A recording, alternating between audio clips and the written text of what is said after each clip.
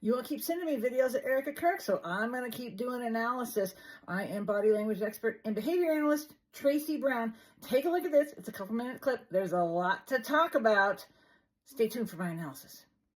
One of the things that has happened over the 3 months since Charlie was murdered is that people have gone through the thousands, maybe tens of thousands of hours of words he produced. He said more in 31 years than most people will say in a lifetime. Yes. And I want to read a few that have captured the most attention, especially on the political left, okay? Yeah. Some gun deaths were, quote, unfortunately worth it to preserve the Second Amendment, he said. Acknowledging that he wishes he didn't feel this way, he said, I'm sorry, if I see a black pilot, I'm going to be like, boy, I hope he's qualified. He said the Civil Rights Act of 1964 was a mistake. Now, I realize that all of those quotes come from longer conversations that he had on his show. Correct. But he did say those things. And Charlie is being memorialized by many people as a person who promoted civil discourse, as a person who said, come to the front of the line, let's have a civil conversation. How do you square that with the statements I just read? I would love for everyone to be able to watch the full and entire clip of what he said. Charlie didn't care what skin color you were. He didn't care what religion you were. He loved excellence. He loved knowing that people, his favorite word was earn. He loved knowing that people worked hard to earn what they got. He worked so hard to build Turning Point USA. The first statement you meant about guns and shooting, I have no idea the context of that, and I have no idea that whole, there's a lot more there than just that one little sentence. My husband is not to be deteriorated to 2 sentences. He's not. He is a thought leader, and he was brilliant of a man. So that's fine if you want to take words out of his mouth or out of context without the whole thing in perspective. But that's the problem. First thing is that she has real warmth when the interviewer talks about the words that Charlie wrote and the folks going over all of them. So it's a real smile, and she smiles with her eyes there. You see, that's called a Duchenne smile. It involves these muscles here. Other times we've seen her smile just with her mouth and not unroll the eyes, and that's a fake smile. It's just to be polite. It's not bad. It's just to be polite and not genuine. Next thing, she's asked about Charlie's comment about black pilots. What was it all about? Her response is pretty interesting. First thing that she does, and this is even while the question is being asked, is she shakes her head no. So that's it's one of two things. It can be disagreement with the question or with her answer to the question, or she could be getting into the negativity around the question, like how she feels about it. And we also see her do some eye blocking. That's just closing your eyes.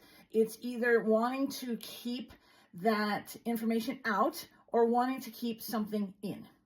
As she's asked about the Civil Rights Act, she starts to shift in her chair. So she is uncomfortable about that.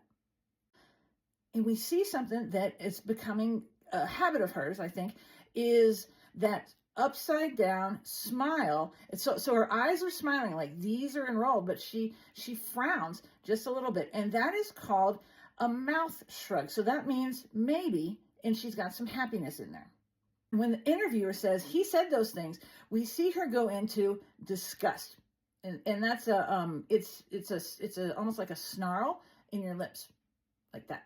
It's really quick, but there is a little bit of disgust there.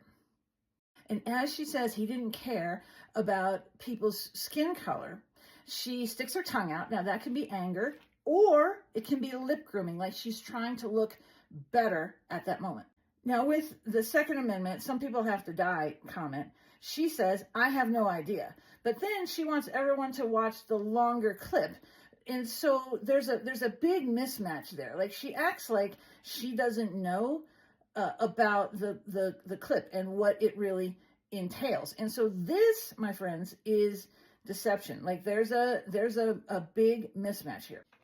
Whenever people say, I have no idea, your next question is, what if you had to guess? Okay, that's what you want to say. What if you had to guess? And that's going to force a question. Everybody has some idea of what went on. And I guarantee she's seen this longer clip and she has some idea of the context, but is refusing to answer. And through this, her volume goes up. So this is something that she wants everyone to hear. Now, she's in cognitive overload because she's just been deceptive about this clip and not knowing anything about it and the context of it. And that is revealed because she said he was brilliant of a man. Okay, so when we get into cognitive overload, the wrong part of our brain is at work, and our creativity and our fluency can become impacted. So brilliant of a man is not, something we probably normally hear. That's why. And then as she says, taking words out of his mouth, we see this mouth blocking and rubbing her nose, right? So she's trying to hold some information in. Possibly there's anxiety there. There's little capillaries in our nose that can expand and cause an itch. So there's just something going on with that final statement. Now, when you want to know more, go up here to my profile, and you're really going to want to do this. Click on the red arrow, under the red arrow, the first link. That's my newsletter. Sign up for that. I'll send you tips like this and a lot more in your inbox once a month. Y'all, I have something huge coming up, and you're really going to want to be involved in this. If you're on Facebook, it may be in the comments down there. So if you're on TikTok, it's on my profile. Now you know, TB out.